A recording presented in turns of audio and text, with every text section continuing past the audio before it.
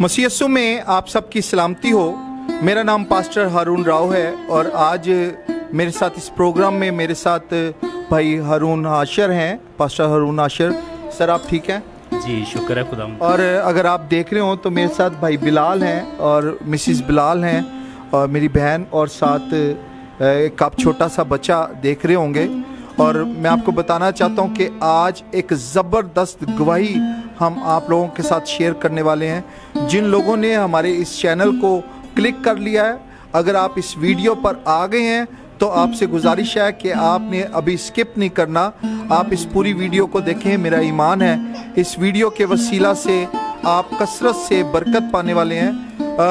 भाई साहब, खुदा के कलाम में लिखा है इमाल की किताब के पहले बाब में, यीशु ने अपने शागिर्दों से कहा कि जब रूह कुदस तुम पर नाजिल होगा तो तुम कुव्वत पाओगे, तो यरूशलेम, यहूदिया और सामरिया और ज़मीन की इंतहा तक मेरे गवाह ठहरोगे। जब लोगों की ज़िंदगी को पाकरू छूता है वो कुव्वत पाते हैं और वो यीशु के नाम की गवाही देते हैं। भाई साहब, बहुत सारे लोग आज ऐसे हैं जो अपनी गवाही नहीं शेयर कर पाते। शायद उनको लगता है कि तरतीब नहीं है या झिझक रहती है, लेकिन पाकरू हमें तरतीब देता है। क्या कहते हैं भाई साहब इस बारे में?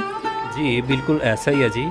खुदा ज़रूर अपने लोगों को ये फजल बख्शता है कि वो गवाही को शेयर करे, ताकि उनकी गवाही के वसीला से और बहुत सी भी ज़िंदगियां जो हैं वो बरकत पाएँ और खुदावंद का नाम जो है उनके वसीला से इज़्ज़त और जलाल पाए। हालेलुया।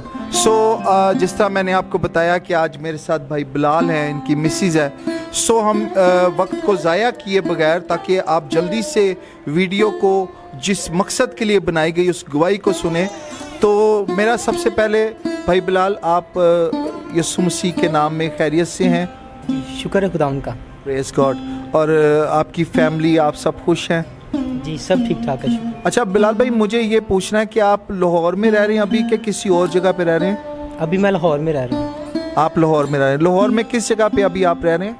काना नो लाहौर में। काना के अंदर आप लाहौर में रह रहे हैं। तो बिलाल भाई, एक चीज़ मैं आपसे पूछना चाहूँगा कि आप शुरू से लाहौर में ही रह रहे हैं कि आपका आबाई गांव या शहर कोई और है?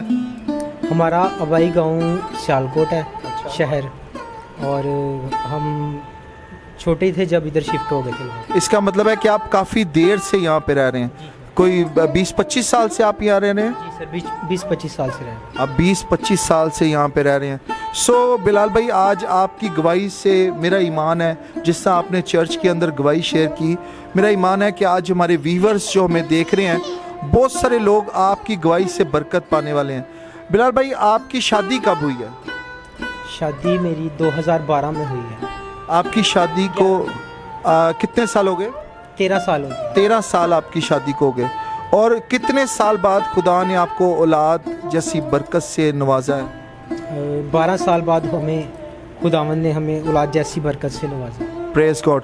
यहाँ पे इससे पहले कि हम भाई से इनकी फीलिंग्स और सारे उस पीरियड के बारे में बात करें, मैं एक बड़ी ख़ास बात, दाऊद ज़बूर में कहता है अपने कि मैं सबर दे नाल आस रख के यहोवा दी करदा सा इंतज़ारी, तद उसने मेरे ते तरस खा के सुनी मेरी सारी आहज़ारी। बाइबल मुक़द्दस में लिखा है यिर्मयाह की किताब में कि खुदावंद का इंतज़ार करने वाले असर नो ज़ोर हासिल करेंगे। कि नहीं भाई साहब, जो लोग खुदावंद का इंतज़ार करते, जैसे इन्होंने बताया कि 12 साल इनके पास औलाद नहीं थी, तो भाई साहब मैं आपके साथ शेयर करना चाहता हूँ कि अगर हम बाइबल मुक़द्दस का मुतालिया करते हैं तो हमें वहाँ पे पता लगता है कि इब्राहिम, जिसको ईमानदारों का बाप कहा गया, उसके पास, उसकी बीवी सारा के पास भी औलाद नहीं थी, और एक बड़ी उम्र के बाद जाके खुदा ने उन्हें इसहाक, वादा का फर्जंद बख्शा। हालेलुया। और ये वादा का फर्जंद ऐसी इसके पास ब्लेसिंग थी जो इब्राहिम की नस्ल में आज तक कायम है, और खुदा ने इसकी नस्ल को जो जिस मुल्क का वादा किया गया था वहाँ पे लेके गया। और अगर हम बाइबल मुक़द्दस में भाई साहब एक और जगह पे देखते हैं कि इसहाक की जब शादी रिबका के साथ हुई, तो भाई साहब काफ़ी देर तक इसके पास भी औलाद नहीं थी। लेकिन बड़ी खूबसूरत बात अगर आप पैदाइश की किताब में पढ़ते हैं इसहाक के ताल्लुक से, लिखा है कि इसहाक ने अपनी बीवी रिबका के लिए दुआ की और खुदा ने उसका रहम खोला। इसका मतलब यह है कि सिर्फ औरत ही جب اولاد کی ضرورت ہوتی ہے ہم کئی ٹائم سوچتے ہیں عورت کو ضرورت ہے کہ وہ اولاد کے لیے دعا کرے، لیکن یہاں پر ہمیں واضح پتہ لگتا ہے کہ اس کے شوہر نے اس کے لیے دعا کی. اور اگر ہم دیکھتے ہیں تو یہاں پر بائبل مقدس میں کہ ربکا کے پاس جڑواں بچے پیدا ہوئے، اور ایک کا نام عیساؤ اور ایک کا نام یعقوب تھا، جس کا بعد ازاں خدا نے نام چینج کر دیا اور اسرائیل رکھا. ہاللیلویہ.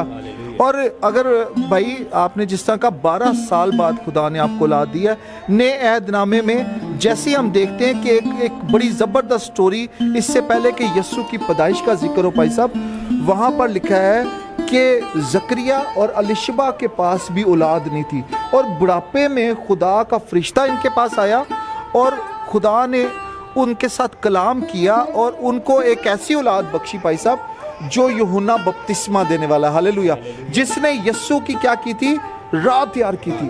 اور بے شک آپ نے جس طرح بتایا 12 سال ایک لمبا پیریڈ ہے، تو آپ یہ دیکھیں بھائی صاحب کہ ہنا جو ہے، اگر ہم سیموئیل کی کتاب کو کھولتے ہیں، اس کا مطالعہ کرتے ہیں، تو پہلے سیموئیل میں لکھا ہے کہ ہنا جو ہے وہ اولاد کے لیے اتنی کو پریشان تھی.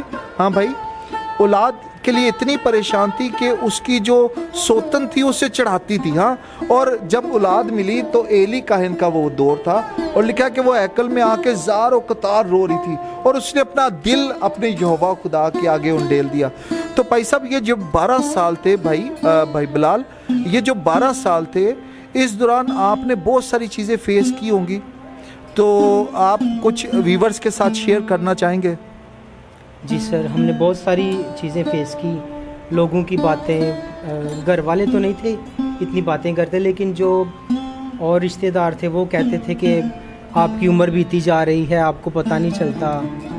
اور کافی دکھ ہوتا تھا یہ بات جان کے کہ مطلب کہ لوگ ہمیں ایک بندے کو جو چڑھاتے ہیں نا، اس طرح سے فیل کرتے ہیں کہ چلو آپ کی اولاد نہیں ہے تو آپ یہ کر لو، اس کو بلا لو، وہ یہ کام کر دے گا، وہ کیڑی اولاد ہے گی. اس طرح کا سسٹم تھا. اچھا بلال بھائی، کئی دفعہ ایسی ہوتا ہے، میں دیکھتا ہوں لوگ ہمارے پاس آتے ہیں کہ جو لوگوں کے پاس جیسے اولاد نہیں ہے، تو بھائی صاحب کئی دفعہ نا لوگ غلط گائیڈ کرتے ہیں، حکیموں کے پاس جائیں، جادوگروں کے پاس جائیں. تو ایسا بھی کوئی، میں آپ کی گواہی سن رہا تھا کہ آپ نے جب گواہی دی کہ ایسا بھی کچھ آپ نے فیس کیا کہ لوگ آپ کو طرح طرح کے رستے بتا رہے تھے؟ جی سر، ہمیں لوگوں نے بہت زیادہ اس طرح کے رستے بتائے، حکیموں کے پاس جائیں اور جادوگروں کے پاس جائیں. جو فرسٹ ٹائم ہم گئے تھے تو ہم جا کر بیٹھے ہی ہیں، تو وہ نا کسی عورت کو وہ نا میڈیسن دے رہا تھا، تو وہ کہہ رہا تھا کہ یہ جو دوائی ہے نا، اس کو جلا کے اس کی دھونی جو ہے اس کے کمرے میں دینی ہے. تو خداوند کا شکر ہے میری مسز بھی اس چیز کے خلاف ہی تھی کہ ہم نے یسوع سے لینی ہے اولاد، ہم کیونکہ یسوع کے سوا ہم نے اور کسی سے نہیں لینی. اچھا بلال بھائی، یہاں پہ ایک سوال ہے میرا. اگر فرض کیا آپ جیسے کہہ رہے ہیں کہ آپ کو یسوع سے اولاد لینی تھی، تو آپ کو وہاں پہ لے کیسے گئے کہ آپ وہاں پہ جائیں اور وہ سارا کچھ دیکھیں؟ اور کیا کہتے تھے لوگ آپ کو جو آپ وہاں پہ چلے گئے؟ کوئی پاسٹر کہتے تھے، چرچ کہتے تھے، کیا کہتے تھے؟ نہیں، وہ ہمارے اپنے ہی لوگ ہوتے تھے، ہمارے رشتہ دار یا چاہنے والے ہوتے تھے. وہ یہی کہتے، جب ہم کو وہ ہمیں فورس کرتے تھے کہ ہم نے کسی ایسی جگہ سے دوائی نہیں لینی جو جادوگر مطلب جادوگری کے کرتے ہیں. تو وہ کہتے تھے نہیں، ایسا کوئی مسئلہ نہیں ہے، صرف وہ آپ کو میڈیسن دیں گے. اور جب ہم میڈیسن لینے جاتے تھے تو پھر وہ آگے سے وہ پتہ چل جاتا تھا کہ یہ تو جادوگری ہے سیدھی. تو پھر ہم آپ کو بتاتے کچھ اور تھے کہ یہ حکیم ہے یا کچھ اور ہے، تو آپ کو لے وہاں پہ جاتے تھے؟ جی سر، ایسے ہی ہوتا تھا. ایک چیز اس سے پہلے ہم آگے بڑھیں، میں اپنے ویور سے کہنا چاہتا ہوں، خدا کے کلام میں لکھا ہے کہ انسان کے سامنے بہت سی راہیں ہیں، لیکن جو اس کو سیدھی معلوم ہوتی ہیں، لیکن ان کی انتہا میں بھائی صاحب موت کی راہیں ہیں. جس طرح بھائی بتا رہے ہیں کہ لوگ اپنی طرف سے پیار دکھاتے تھے، ہاں، کہ حکیم کے پاس لے کے جا رہے ہیں، ڈاکٹر کے پاس، اور لے کے جادوگروں کے پاس چلے جاتے تھے. تو یہ بڑا خطرناک ہے. میں یہاں پہ نا 2 طرح کے لوگوں سے بات کرنا چاہوں گا. پہلے تو وہ لوگ جو ایماندار ہیں، آپ کبھی بھی کسی شخص کے پیچھے لگ کر اپنا ایمان خراب نہ کریں، کہ نہیں بھائی بلال؟ آج جو آپ کو بلیس خدا نے کیا ہے تو آپ کے ایمان سے بلیس کیا نا، ٹھیک ہے؟ خدا ایمان کے وسیلہ سے معجزات کرتا ہے، کہ نہیں؟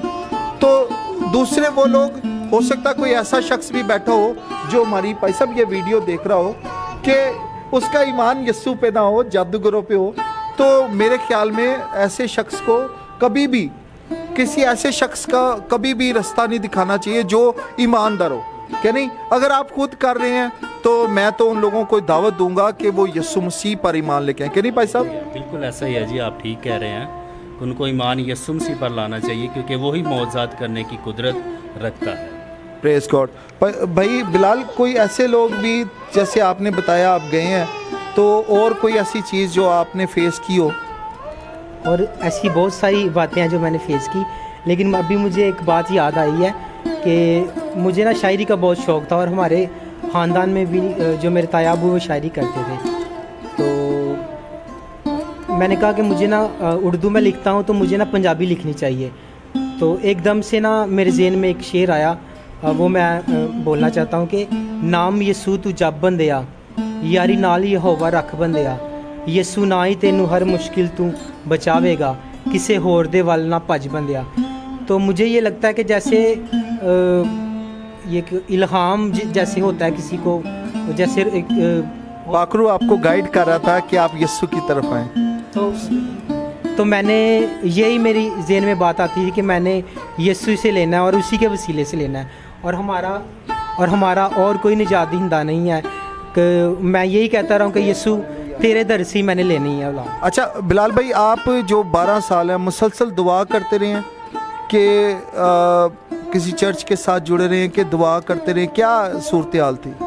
میں 12 سالوں میں چرچ کے ساتھ بھی جڑا رہا ہوں، لیکن زیادہ تر میں پرے نہیں کرتا رہا، لیکن جو اوریم کے ہونے سے پہلے 1 سال پہلے میں نے دعا کی ہے، کمرہ بند کر کے خدا سے رو رو کے دعا کی ہے، اور میں نے خداوند سے کہا کہ خداوندہ تیرے در سے میں نے اولاد لینی ہے، تیرے نام کے وسیلے سے، تیرے کلام کی قدرت کے وسیلے سے میں نے اولاد لینی ہے۔ اچھا، جس طرح آپ نے بتایا کہ آپ پورے 12 جو سال گزرے ہیں اس میں آپ نے کافی عرصہ دعا نہیں کی، جس طرح کہتے ہیں کہ ایک پین لینا، ہاں ایک درد لینا، آپ نے دعا نہیں کی، تو اس دوران سسٹر دعا کرتی رہی ہیں؟ جی میں دعا کرتی رہی ہوں، اور صبح بھی دعا میں ٹھہرنا اور شام کو بھی دعا میں ٹھہرنا، اور کبھی کبھی یہ بھی میرے ساتھ دعا میں ٹھہر جایا کرتے تھے، تو بس دل میں زیادہ دعا کیا کرتے تھے کہ خداوندہ تو ہی رحم کو کھولنے والا ہے، یہ ہماری زندگی کا یہ پہاڑ ہے، کیونکہ یہ ہمیں پہاڑ نظر آتا تھا، کیونکہ ہم نے اتنی میڈیسن لیتے تھے تو اس سے ہمیں ذرا بھی مطلب کوئی فرق ہی نہیں پڑتا تھا، تو میں خداوند کو کہا کرتی تھی کہ یہ پہاڑ ہے اور اس کو میدان تو نے کرنا ہے۔ ہاللویا۔ بے شک سسٹر جی، یہ ایک بڑا معاملہ ہے، جب کسی بھی خاندان میں بھائی صاحب اولاد نہیں ہوتی، تو میں دیکھ رہا تھا پیدائش کی کتاب کے 15ویں باب میں ابراہیم جو ایمانداروں کا باپ ہے بھائی صاحب، تو خدا کا کلام کہتا ہے کہ خدا نے اس سے کہا کہ ابراہیم دیکھ میں تیری سپر ہوں اور بہت بڑا اجر ہوں، تو آپ کو پتہ ہے کہ وہ کیا کہنے لگا آگے سے؟ کہنے لگا خداوند تو نے مجھے کیا دیا، میں تو بے اولاد جاتا ہوں۔ تو اولاد کی فیلنگ جو ہے ہر ایک شخص میں ہے، جن کے پاس اولاد نہیں، یہاں پہ آج میرا ایمان ہے کہ جو بہن بھائی ہمارے اس وقت یہ پروگرام سارا دیکھ رہے ہیں اور جن کے پاس اولاد نہیں ہے، میں ایمان رکھتا ہوں کہ آج یہ پروگرام اسی لیے منعقد کیا گیا ہے کہ وہ جوڑے جن کے پاس ابھی تک اولاد نہیں ہے، میں انہیں یہاں سے اس بات کی یقین دہانی کراتا ہوں کہ یسوع آپ سے پیار کرتا ہے اور وقت پہ خدا آپ کو اولاد جیسی برکت دے گا، آمین۔ تو بلال بھائی، پھر آپ جب آنسو بہا رہے تھے خدا کی حضوری میں، تو خدا نے آپ کے سامنے کیا رکھا؟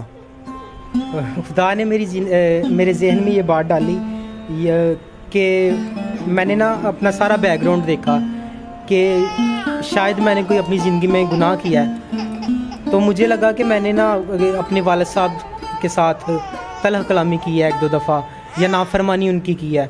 وہ مجھے کہتے تھے کہ نا اپنے آبائی گھر چلے جاؤ، سیالکوٹ میں چلے جاؤ، تو میں کہتا تھا کہ ابو جی دیکھیں میں ادھر کام کرتا ہوں, میرا مطلب اچھا گزر بسر ہو رہا ہے, تو میں ادھر نہیں جاؤں گا. تو وہ فورس کرتے تھے کہ تم سیالکوٹ چلے جاؤ. تو اس دوران ہی جو گفتگو ہوئی ہے, پھر میں سیالکوٹ چلا گیا. تو دعا کے دوران میرے ذہن میں یہی آتا رہا کہ میں نے شاید اپنے والد کی نافرمانی. اچھا بلال بھائی, بھائی صاحب ایک اور چیز بڑی خاص ہے, جب ایماندار توبہ کرتا ہے, خدا کے آگے جھکتا ہے, تو بہت سارے لوگ بتاتے ہیں کہ ان کے سامنے ان کی پاسٹ کی پوری فلم چل جاتی ہے, ہاں, کہ انہوں نے کیا کیا غلطیاں کی ہیں. خدا کا پاک روح انہیں یاد دلاتا ہے کہ دیکھ یہاں تو غلط تھا. جس طرح بھائی بلال نے بتایا کہ یہ جب دعا کر رہے تھے کہ خدا نے کوئی غلطی ہے, تو جس طرح میرے پاس اولاد نہیں ہے تو میرے سامنے آئے. تو یہاں پہ جتنے ویور میری اس سارے پروگرام کو ہمارے دیکھ رہے ہیں, تو بائبل مقدس میں لکھا ہے کہ تو اپنے باپ کی اور ماں کی عزت کر اور تیرا بھلا ہوگا, اور زمین پہ تیری جو عمر ہے وہ دراز ہوگی. کہ نہیں بھائی صاحب, ہمیں یہاں پہ اپنے جو ویورز ہیں, جو بچے ہمیں دیکھ رہے ہیں, بڑے دیکھ رہے ہیں, ہمیں ان کو بھی یہ بتانے کی ضرورت ہے کہ وہ اپنے ماں باپ کی عزت کریں.